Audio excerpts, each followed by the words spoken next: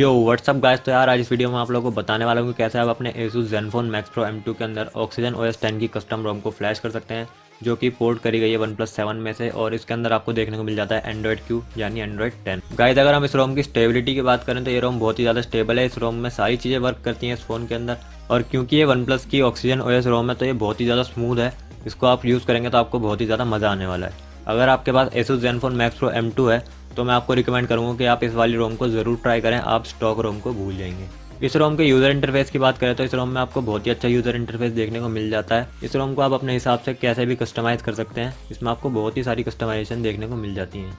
अब बात करते हैं रिक्वायरमेंट्स की। जो आप इस रोम को इंस्टॉल करेंगे तो आपको चाहिए होगी आपके फ़ोन का बूट लोडर अनलॉक होना चाहिए। अगर आपके फ़ोन का बूट लोडर अनलॉक नहीं है तो आप मेरे चैनल पर जाकर बूट लोडर अनलॉक की वीडियो भी देख सकते हैं, उसकी लिंक मैं आपको डिस्क्रिप्शन में भी दे दूंगा। दूसरी चीज़, आपके फ़ोन में कोई भी कस्टम रिकवरी इंस्टॉल होनी चाहिए। मैं आपको रिकमेंड करूँगा कि आप इसको TWRP कस्टम रिकवरी से फ्लैश करें।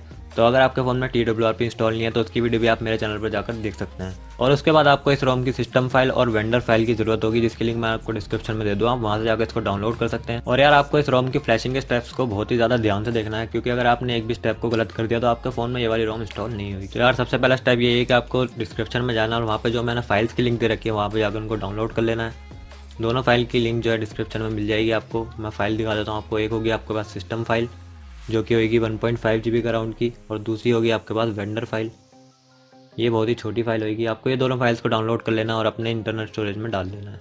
उसके बाद आपको क्या करना है, सेकंड स्टेप, आपको अपने फ़ोन को पावर ऑफ कर लेना है।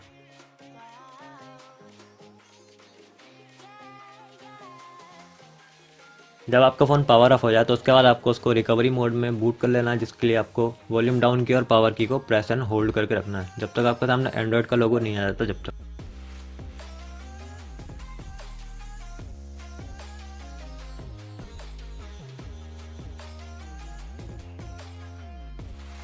तो गाइस जैसा कि आप देख सकते हैं मेरा फ़ोन TWRP रिकवरी में बूट हो चुका है। TWRP में आने के बाद आपको सबसे पहले जाना है वाइप में, उसके बाद आपको जाना है एडवांस वाइप में। वहाँ पे आपको डेल्विक, कैशे, डेटा, सिस्टम और वेंडर को सिलेक्ट करके स्वाइप कर देना है। इनको आपको वाइप कर देना है।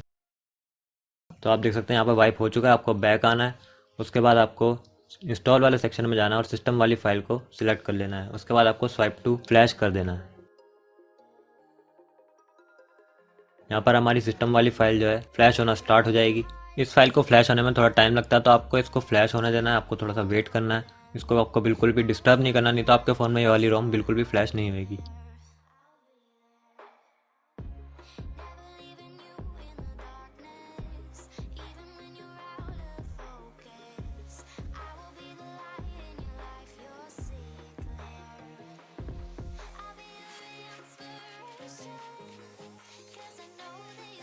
तो गाइस जब आपकी सिस्टम वाली फाइल फ्लैश हो जाए उसके बाद आपको बैक आना है, और बिल्कुल बैक आ जाना है। आपको जाना है माउंट वाले सेक्शन में, और उसके बाद आपको वेंडर और परसिस्ट को माउंट कर लेना है।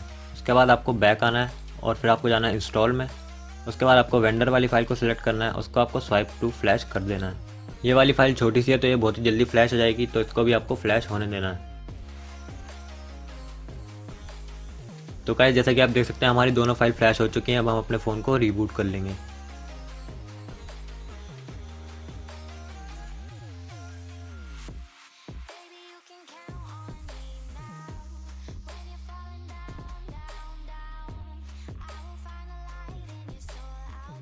यहाँ पर हमारा फ़ोन रीबूट होना स्टार्ट हो चुका है। तो यहाँ पर आता है सबसे इम्पोर्टेंट स्टेप। जब आपको वन प्लस का लोगो देखने को मिले तो आपको उसको स्टार्ट नहीं होने देना है। आपको यहाँ पर पावर बटन को दबा के रखना है। इसको आपको फोर्स रिबूट करना है। तो आपको 10 सेकंड तक इस वाले पावर बटन को दबा के रखना है, जब तक कि ये फ़ोन दोबारा से रिस्टार्ट नहीं हो जाता। जैसा कि आप देख सकते हैं हमारा फ़ोन दोबारा से रिस्टार्ट होने लगा है। अब आपको इसको छोड़ देना है और सेटअप होने देना है। अब क्योंकि यार हम फर्स्ट टाइम बूट हो रही है तो थोड़ा सा टाइम लेगी, तो आपको वेट करना है बूट होने तक। और गाइस मैंने इस रोम को अपनी OTG ड्राइव से फ्लैश करा, तो आप चाहें तो आप भी अपनी OTG ड्राइव को यूज़ कर सकते हैं इस रोम को फ्लैश करने के लिए। और आप चाहें तो नॉर्मली अपना इंटरनल स्टोरेज भी यूज़ कर सकते हैं।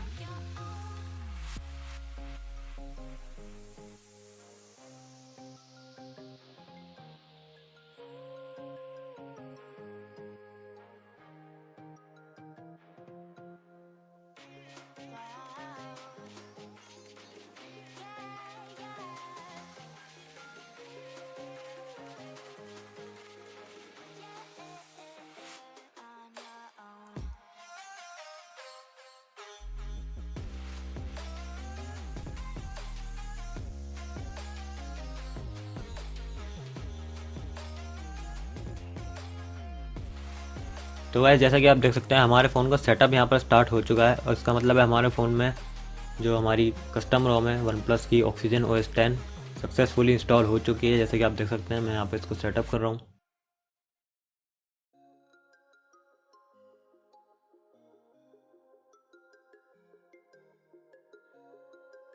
और ये सेटअप कंप्लीट हो चुका है, और जैसे कि आप देख सकते हैं हमारे सामने होम स्क्रीन आ चुकी है। तो हमने यहाँ पे वन प्लस 7 के ऑक्सीजन OS 10 को सक्सेसफुली अपने फ़ोन में इंस्टॉल कर लिया है।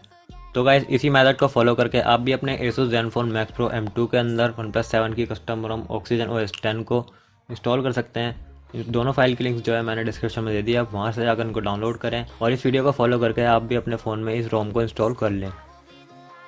गाइस मैं आपको रिकमेंड करूँगा कि आप इस रोम को एक बार ज़रूर ट्राई करें, इससे आपके फ़ोन में बिल्कुल वन प्लस 7 वाला एक्सपीरियंस आपको देखने को मिलेगा। इस रोम में आपको परफॉर्मेंस तो अच्छी मिलती है, साथ में आपको बैटरी लाइफ भी बहुत अच्छी देखने को मिलती है, और ये रोम बहुत ही अच्छे से ऑप्टिमाइज है इस फ़ोन के लिए। एंड्रॉयड वर्जन आप अपनी स्क्रीन के ऊपर देख सकते हैं, एंड्रॉयड 10s में देखने को मिल जाता है आपको, और इसमें आपको वन प्लस के सारे फीचर मिल जाएंगे, सारी तरह की कस्टमाइजेशन आपको इसमें देखने को मिल जाएंगी। इस कस्टम रोम में आपको बहुत ही सारे वॉलपेपर्स भी देखने को मिल जाते हैं, मैं यहाँ पे आपको दिखा देता हूँ सारे। सबके ऊपर लिखा हुआ है नेवर सेटल, जो कि वन प्लस के वॉलपेपर्स हैं, जो कि देखने में बहुत ही ज़्यादा अट्रैक्टिव लगते हैं। मैं आपको यहाँ पर सारे दिखा देता हूँ।